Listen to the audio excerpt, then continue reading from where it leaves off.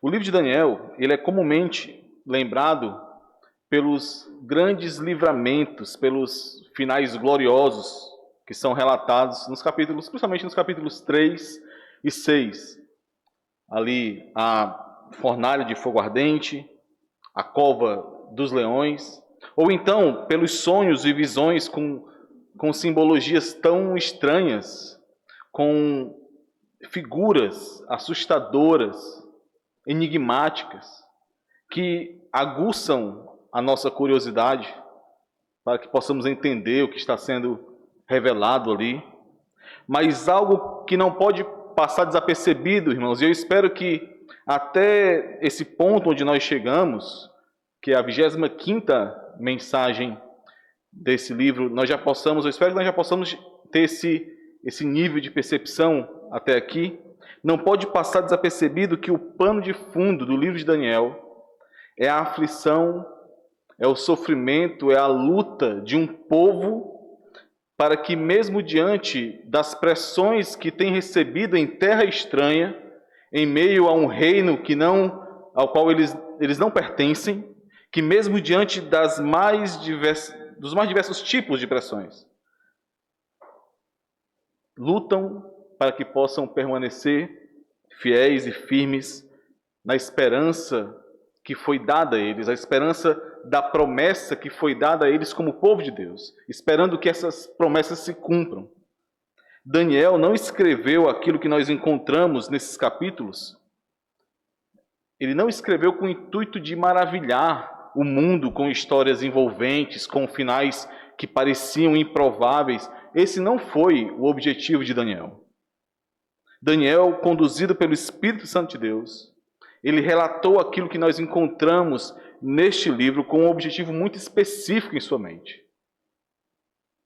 Escreveu para animar, para encorajar, para exortar um povo que é um povo pecador, que dia após dia colhia os frutos do seu pecado, um povo que não podia esquecer que, apesar da sua infidelidade, que apesar do seu pecado, o seu Deus era fiel, o seu Deus era soberano, e apesar de tudo em volta parecer dizer que não, a vontade desse Deus certamente seria cumprida.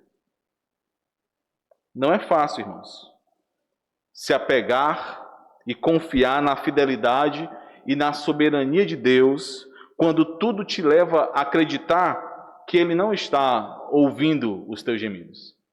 Não é fácil. Não é fácil continuar firme, convicto, olhando para a esperança que nos foi dada, enquanto nós somos chicoteados por esse mundo, pela nossa própria carne, por aquilo que nós encontramos dia após dia em meio a essa caminhada. Não é fácil. Você sabe do que eu estou falando aqui. Nós somos constantemente lembrados que esse mundo não é nosso. Nós somos constantemente lembrados que nós não encontraremos paz neste mundo. Somos constantemente lembrados. Lembrados de que nós não somos bem-vindos nesse mundo. Somos estrangeiros, somos peregrinos, somos povo estranho. Certamente o teu colega de sala, o teu colega de trabalho te lembra disso diariamente. Certamente cada palavrão, cada injustiça, cada dor, cada lágrima que desce no seu rosto te lembra disso constantemente. A tua carne te lembra disso. A nossa carne nos lembra que nós não encontraremos paz nesse mundo. E se essa não for a sua realidade, muito cuidado, porque este pode ser um sinal muito claro de que há mais deste mundo em você do que você consegue perceber. Cuidado. Os reinos desse mundo passarão, irmãos. Essa é a mensagem que Daniel está entregando ao povo no cativeiro em todo este livro e muito mais ainda nesse capítulo 7 que ele escreveu. Permaneçam firmes. O reino eterno de Deus virá e os seus santos o possuirão para sempre. Essa é a visão que precisa ser guardada no coração de cada crente. Nós vimos um pouco sobre isso na última mensagem em Daniel. É a partir dessa visão que nós perseveramos e prevalecemos em meio ao mundo mau, em meio ao mundo ao qual nós não pertencemos, independente das circunstâncias, apesar das lutas, apesar das dores, mesmo quando a olhos carnais parece que nós estamos perdendo, definhando. É essa visão que nos faz avançar, mesmo quando tudo ao nosso redor indica que não há motivo para avançar, que não vale a pena querer avançar. É essa visão que nos faz prosseguir, quando parece que nós temos que levar o mundo nas costas, e nós sabemos que não somos capazes disso. É essa visão. Mas o que significa, então, perseverar e prevalecer de acordo com essa visão que deve ser guardada por cada crente? É sobre isso que nós refletiremos hoje. O que significa perseverar? O que é perseverar? O que é prevalecer de acordo com essa visão a ser guardada? Nós veremos isso em uma divisão muito simples aqui dos 2 parágrafos restantes do capítulo 7, onde Daniel quer saber um pouco mais sobre a visão que foi dada a ele, e então aquele que está interpretando ali o sonho a ele esclarece detalhes daquilo que ele pergunta. Vamos então ver essas 2 porções, buscando entender, buscando aprender o significado de perseverar e prevalecer em meio a essa visão que nos foi dada. Gostaria de orar com os irmãos, mais uma vez, curve sua cabeça, vamos pedir ao Senhor que nos ajude, que nos abençoe em meio à exposição da palavra dele. Senhor amado, Pai Santo, Deus bendito, nós somos o teu povo, Senhor, comprados pelo sangue de Jesus Cristo, nosso Senhor, Cordeiro Santo, teu Filho amado, aquele que entregou sua vida para comprar um povo para si. Ó Senhor, quão grande verdade nós temos diante de nós. Por favor, Senhor, guia-nos por meio dessa verdade. Abre, escancara nosso coração, faz-nos amar mais ao Senhor e a Tua palavra. Arranca de nossos olhos as escamas que nos impedem de viver a partir dessa verdade, de discerni-la e viver a partir dela. Nos abençoa, Senhor, através dessa porção que nós iremos refletir hoje. Que os temas que nós veremos, que aquilo que nós iremos aprender aqui não fique apenas em nossa mente, mas desça ao nosso coração, nos moldando para Ti, Senhor. Nos fazendo viver de acordo com a Tua palavra. Nos fazendo frutificar para o Senhor, para a glória do Senhor. Em nome de Jesus nós Te pedimos, Senhor. Amém. Irmãos, na última pregação em Daniel, nós vimos que no início do reinado de Belsazar, na Babilônia, Daniel teve um sonho e visões com características paralelas, muito semelhantes àquele sonho que Nabucodonosor teve e que foi relatado no capítulo 2. Eu gostaria de ler com os irmãos mais uma vez essa porção desse sonho, do versículo 2 ao versículo 8, para que possamos lembrar aquilo que Daniel viu aqui nesse sonho, nessas visões. Do versículo 2 ao versículo 8 somente. Falou Daniel e disse: Eu estava olhando durante a minha visão da noite, e eis que os 4 ventos do céu agitavam o mar grande. 4 animais grandes, diferentes uns dos outros, subiam do mar. O primeiro era como leão e tinha asas de águia. Enquanto eu olhava, foram-lhe arrancadas as asas. Foi levantado da terra e posto em 2 pés, como homem, e lhe foi dada mente de homem. Continuei olhando, e eis aqui o segundo animal, semelhante a um urso, o qual se levantou sobre um dos seus lados. Na boca, entre os dentes, trazia 3 costelas. E lhe diziam: Levanta-te, devora muita carne. Depois disto, continuei olhando, e eis aqui outro, semelhante a um leopardo, e tinha nas costas 4 asas de ave. Tinha também este animal 4 cabeças, e foi-lhe dado domínio. Depois disso eu continuava olhando nas visões da noite, e eis aqui o quarto animal, terrível, espantoso e sobremodo forte, o qual tinha grandes dentes de ferro. Ele devorava e fazia em pedaços, e pisava aos pés o que sobejava. Era diferente de todos os animais que apareceram antes dele. Tinha 10 chifres. Estando eu a observar os chifres, eis que entre eles subiu outro pequeno, diante do qual 3 dos primeiros chifres foram arrancados. E eis que neste chifre havia olhos como os de homem, e uma boca que falava com insolência.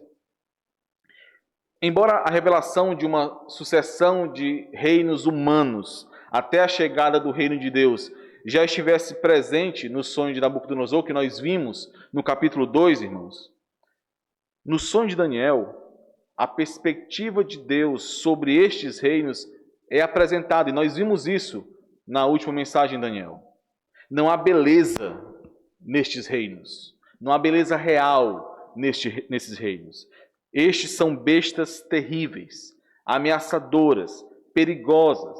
E nós vimos, irmãos, é muito importante lembrar disso, nós vimos que uma percepção correta sobre estes reinos, sobre os reinos deste mundo, sobre as suas estruturas de poder, sobre o que ele define como sucesso, como avanço, uma percepção correta destes reinos, ela é essencial para aqueles que, mesmo vivendo neste mundo, não são deste mundo. Para você, meu irmão, você que dia após dia está sendo bombardeado por este mundo que está tentando te fazer esquecer do seu Senhor, te fazer esquecer da sua pátria celestial, tentando te fazer enxergar este mundo como se fosse algo diferente do que ele é realmente, do que a perspectiva de Deus revela sobre o que ele é, como se fosse algo mais agradável, mais possível de conviver sem a distância necessária. A forma como você vê este mundo, a perspectiva que é moldada em você acerca deste mundo, certamente influenciará a forma como você vive nele. Nós vimos isso. E então, a partir daí, isso moldará o seu entendimento sobre questões fundamentais da vida, sobre felicidade, sobre o que é paz, sobre o que é sucesso, sobre o que é satisfação. E você, então, uma vez sendo moldado por esse mundo, uma vez tendo a sua perspectiva acerca dos reinos desse mundo sendo moldada por ele, mesmo dizendo ser um habitante de outro reino, dependendo do quão essa perspectiva de mundo estiver errada, você nutrirá os mesmos desejos deste mundo. Você lutará pelas mesmas coisas que este mundo diz que vale a pena lutar. Você pensará e decidirá da mesma forma que aqueles que pertencem a este mundo. É por isso que é tão importante entender a perspectiva correta acerca dos reinos desse mundo. Mas além disso, o sonho de Daniel ele traz mais luz aos acontecimentos finais que já haviam sido anunciados no capítulo 2 de Daniel. O quarto reino, como nós vemos aqui, não seria como os demais. Não seria como os anteriores. E mesmo com a garantia de que este reino também cairia, porque nós encontramos no versículo 11 do capítulo 7 de Daniel, que este animal, ele foi morto e o seu corpo desfeito e entregue para ser queimado. Mas mesmo com a garantia de que ele cairia, que esse reino também cairia, mesmo com a visão do tribunal celeste que Daniel teve, mesmo com a visão do ancião de dias, mesmo com a visão do Filho do Homem, aquele que, sendo Deus, porque vinha com as nuvens no céu, e era ao mesmo tempo como o Filho do Homem, aquele que recebeu o domínio eterno, e que juntos dele, os santos do Altíssimo, possuiriam o reino para todo sempre, mesmo diante de tudo isso que Daniel viu ali, em meio àquele sonho. Daniel precisava de mais. E é isso que nós vemos nos versículos 19 e 20. Então tive desejo de conhecer a verdade. Daniel teve um anseio, uma necessidade, ele precisava compreender a fundo, compreender em detalhes, ele necessitava saber mais daquilo que estava sendo revelado. Então tive desejo de conhecer a verdade a respeito do quarto animal, que era diferente de todos os outros, muito terrível, cujos dentes eram de ferro, cujas unhas eram de bronze, que devorava, fazia em pedaços e pisava aos pés o que sobejava. E também a respeito dos 10 chifres que tinha na cabeça, e do outro que subiu, diante do qual caíram 3, daquele chifre que tinha olhos e uma boca que falava com insolência e parecia mais robusto do que seus companheiros. Daniel precisou saber mais, precisou compreender mais. Mas observe, irmãos, algo interessante aqui. Não foi sobre o ancião de dias ou sobre o tribunal celeste que Daniel perguntou mais detalhes. Não foi. Não foi sobre o Filho do Homem que receberia o reino eterno de Deus que ele perguntou mais. Não foi. Foi sobre o quarto animal. Por quê? Em seguida, Daniel descreve o porquê. Versículos 21 e 22. Eu olhava, e eis que este chifre fazia guerra contra os santos e prevalecia contra eles. Ou seja, estava vencendo os santos. Quem olhava via que os santos iriam ser consumidos, porque eles estavam sendo vencidos por este chifre. Até que veio o ancião de dias e fez justiça aos santos do Altíssimo, e veio o tempo em que os santos possuíram o reino. Porque Daniel precisava, desejava, ansiava saber mais sobre esse quarto animal. Porque mesmo que a ênfase de toda essa visão e da interpretação que foi dada a Daniel seja, embora a ênfase seja a promessa de Deus de que ele daria o reino ao seu povo, porque Daniel ficou apavorado. Termina esse capítulo apavorado, pálido, com os pensamentos turvos em sua mente. Por quê? Porque mesmo com a certeza da vitória do povo de Deus, Daniel recebeu a revelação aqui de que este povo passaria por provações aterrorizantes, por sofrimentos e angústias aterrorizantes. O povo, irmãos, lembrem, este é o mesmo povo que já havia experimentado grandes horrores em meio à conquista da Babilônia, em meio ao longo período de cativeiro na Babilônia, o povo que permanecia em terras estrangeiras por décadas. Nesse período aqui, do primeiro ano do reinado de Belsazar, certamente mais de 50 anos, o povo já estava cativo na Babilônia. E este mesmo povo ainda passaria por provações ainda maiores. Isso aterrorizou Daniel. Nós sempre pensamos, irmãos, muito facilmente, nós pensamos que estamos no limite daquilo que suportamos em meio aos sofrimentos e lutas que passamos como povo de Deus. Muito facilmente. Nós pensamos que estamos nesse limite. E naturalmente, por pensarmos assim, nós ansiamos por alívio, por paz, pela retirada da dor, pela retirada do sofrimento.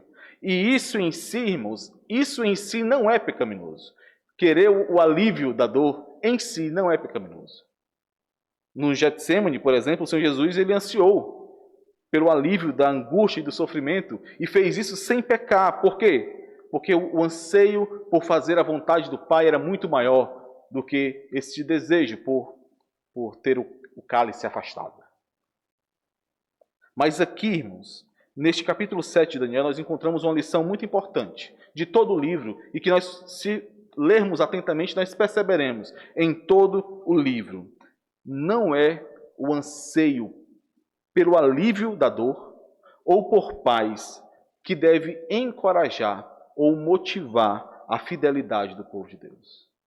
Não é o anseio pelo alívio da dor ou o anseio por paz que deve encorajar e motivar a fidelidade do povo de Deus. Não é. Mas a confiança em sua palavra. E, sobretudo, a confiança em quem Ele é. Em quem o Senhor é. Porque dia após dia, irmãos, reino após reino humano que se levantaria. E nós vemos aqui a revelação de 4 grandes destes reinos. Reino após reino. Cada um pior do que o outro. Cada um mais aterrorizador do que o outro. Mais e mais o mal se mostraria bem presente para o povo de Deus. Pode ser que o alívio não venha tão cedo. Pode ser que a dor não seja retirada tão cedo. Mas algo é certo, isso precisa ficar claro ao povo de Deus. Virá o tempo em que os santos possuirão o reino. Isso é certo. Virá o tempo em que os santos possuirão o reino. E observe, irmãos, não porque os santos venceram a besta. Não, é dito que ela prevalecia contra eles. Não porque os santos venceram a besta. Não porque venceram o pequeno chifre. Não. Ele oprimirá, ele magoará, como nós vimos no versículo 25, os santos do Altíssimo. Os santos possuirão o reino. O reino será dado a eles, porque o Filho do Homem o conquistou. Esse é o ponto. E observem, irmãos, Daniel não sabia disso, ele não tinha recebido ainda o progresso da revelação, mas você sabe, o Filho do Homem que recebeu o domínio, a glória e o reino, o Filho do Homem que conquistou, que recebeu este reino eterno para ser entregue aos santos, ele o conquistou com seu sangue, com dores, com desprezo e sofrimento. O Filho do Homem de Daniel 7 é o mesmo homem de dores de Isaías 53. Daniel não sabia disso, mas nós sabemos. Ele conquistou. Para que então o alívio e a paz que nós tanto ansiamos, a paz que excede todo entendimento, a paz que este mundo não pode dar, a paz que este mundo não compreende, ele venceu para que essa paz fosse dada ao seu povo. A cada um daqueles que foram comprados pelo seu sangue. Por favor, irmãos, entendam. Você jamais encontrará paz duradoura nesse mundo. É verdade que o Senhor, por sua graça, nos dá momentos e janelas maravilhosas de tranquilidade, de gozo, de alegria, sobretudo quando estamos com a igreja do Senhor, sobretudo quando percebemos o valor da igreja do Senhor. Mas você jamais encontrará paz duradoura neste mundo. Se é isso que você espera, para então servir ao Senhor, se é isso que você espera para buscar ser mais fiel, para se engajar mais na igreja do Senhor, para se envolver mais com o avanço do reino de Deus, é muito comum nós levantarmos esse tipo de desculpa. Não, é porque nesse momento em específico eu estou passando por dificuldades que me impedem de viver mais a vida da igreja. Eu estou passando por problemas que me impedem de utilizar os dons que o Senhor me deu em favor da igreja do Senhor. Eu preciso de um tempo, eu preciso me organizar, e uma vez organizado, então sim, aí eu servirei ao Senhor. Mas se é isso que você espera, se é essa paz que você espera, se é essa tranquilidade que você espera, para então viver como um habitante de outro reino, saiba, meu irmão, você não vai encontrar. Não encontrará. Dia após dia, reino após reino, mais e mais o mal se levantará neste mundo. Cristo é o nosso descanso. O Filho do Homem, Cristo Jesus, é o nosso alívio, é o nosso descanso. Mas aquele que está interpretando o sonho a Daniel, então traz a ele as informações que ele queria. Versículos 23 e 28. Então ele disse: o quarto animal será um quarto reino na terra. o qual será diferente de todos os reinos, e devorará toda a terra, e a pisará aos pés, e a fará em pedaços. Os 10 chifres correspondem a 10 reis que se levantarão daquele mesmo reino, e depois deles se levantará outro, o qual será diferente dos primeiros, e abaterá a 3 reis. A interpretação mais comum, irmãos, acerca disso, eu comentei com os irmãos na última mensagem sobre como o Império Romano se encaixava aqui nessa profecia, mas a interpretação mais comum é de que esses 10 chifres representem a plenitude dos reinos que seriam consequência do Império Romano, que viriam após a glória do Império Romano, até que este último chifre, o homem da iniquidade, aquele que seria a oposição, o símbolo maior de oposição a Deus, se levantasse no mundo e então fizesse a sua obra, versículo 25, proferirá palavras contra o Altíssimo, oposição total a tudo que está relacionado a Deus, magoará, oprimirá os santos do Altíssimo e cuidará em mudar os tempos e a lei, ou seja, cuidará ou tentará mudar aquilo que Deus estabeleceu como sendo o correto, como sendo o padrão estabelecido na criação, a lei. Versículo 26. Desculpa, ainda no versículo 25. E os santos lhe serão entregues nas mãos, por um tempo, 2 tempos e metade de um tempo. Mas depois se assentará o tribunal para lhe tirar o domínio, para o destruir e o consumir até o fim. O reino e o domínio e a majestade dos reinos, debaixo de todo o céu, serão dados ao povo dos santos do Altíssimo. O seu reino será reino eterno, e todos os domínios o servirão e lhe obedecerão. Aqui terminou o assunto. Quanto a mim, Daniel, os meus pensamentos muito me perturbaram, e o meu rosto se empalideceu, mas guardei essas coisas no coração. Nós estamos aqui no primeiro ano do reinado de Belsazar. Esse é o marco histórico que Daniel estabelece no começo do capítulo 7. Muito ainda estava por vir. Esse não foi, nem de longe, um dos melhores reis na Babilônia para o povo de Deus. Muito estava ainda por vir. E o povo de Deus na Babilônia deveria continuar perseverando, firme, até que a palavra de Deus fosse cumprida. Mas o que significa perseverar aqui, irmãos?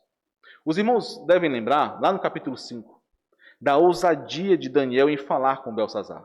Um rei que não era propício a ele, um rei que o tratava como um cativo, mesmo sendo Daniel quem era e conhecido em toda a Babilônia, um rei que colocou Daniel de lado e o povo de Deus também de lado. Ainda assim, Daniel foi ousado em dizer o que aconteceria com ele, algo que poderia levá-lo à morte.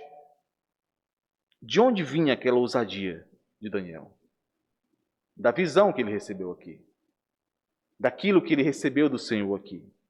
Ou ainda, diante da cova dos leões, o que foi perseverar para Daniel em meio ao seu caminho? Assim como os seus amigos perseveraram lá na fornalha de fogo ardente. O que foi perseverar para Daniel?